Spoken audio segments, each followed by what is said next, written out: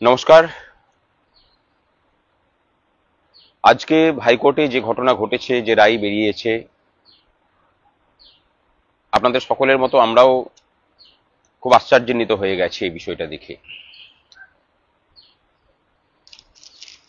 কিভাবে এটাকে ব্যাখ্যা করব সেটা জানি না। এই মামলার যে ঘটনা প্রকৃতি, তার সাথে আমরা নজর রেখেছিলাম প্রথম থেকেই। শুনানিগুলো কি হতো না হতো সেগুলোর খবর আমরা প্রত্যেকেই রাখতাম। একটা কথা বলতে এখানে দ্বিধা নেই, খুব বেশি কথা বলার মতো মনের অবস্থাও নেই।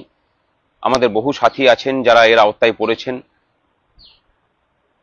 তাদের জন্য একটা কথাই বলবো যে আপনারা নিশ্চিন্ত থাকুন, আপনাদের পাশে সংগ্রামী যৌথ মঞ্চ আছে। মামলা হয়েছিল প্যানেল জাম্প করে, র্যাঙ্ক জাম্প করে যারা চাকরি পেয়েছেন সেই সব বিষয় নিয়ে। আরো অনেকগুলো বিষয় ছিল। আদালত বারবার পর্ষদকে, সরকারকে সময় দিয়েছে যাতে করে তারা বের করে দেন যে কারা র্যাঙ্ক জাম্প করে চাকরি পেয়েছে, কারা ইয়ে পাস না করেও চাকরি পেয়েছেন। কিন্তু দুর্ভাগ্যের বিষয় যে 5 জন অসৎ মানুষকে বাঁচানোর জন্য 95 জন সৎ মানুষের বলি দিতে এই সরকার কার্পণ্য বোধ করলো না, দ্বিতীয়বার চিন্তাও করলো না। সরকারের উচিত ছিল যে কারা নিজেদের যোগ্যতা টপকে অন্যভাবে চাকরি পেয়েছেন সেই নামগুলো আদালতের সামনে পেশ করার। তাহলে এই ঘটনার সম্মুখীন আমাদের অধিকাংশ সাথীদের হতে হতো না। আদালতের উঁচু কক্ষ খোলা আছে, সেখানে গিয়ে যাতে ন্যায় বিচার পাওয়া যায় তার ব্যবস্থার জন্য সংগ্রামী যৌথ মঞ্চ আপনাদের পাশে থাকবে।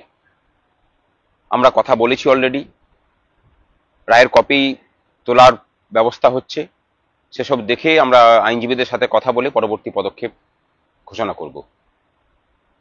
কিন্তু আমরা এটা মনে করি যে কিছু দুর্নীতিগ্রস্তকে বাঁচানোর জন্য যেভাবে সরকার গোটা প্যানেলকে বলি দিলেন,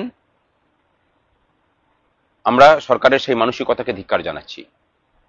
এবং যারা কোনো রকম প্যানেল জাম্প না করে নিজের ওএমআর সিটের সামনে পরিষ্কারভাবে বসতে প্রস্তুত আছেন, তাদের পাশে সংগ্রামী যৌথ মঞ্চ আছে। নমস্কার।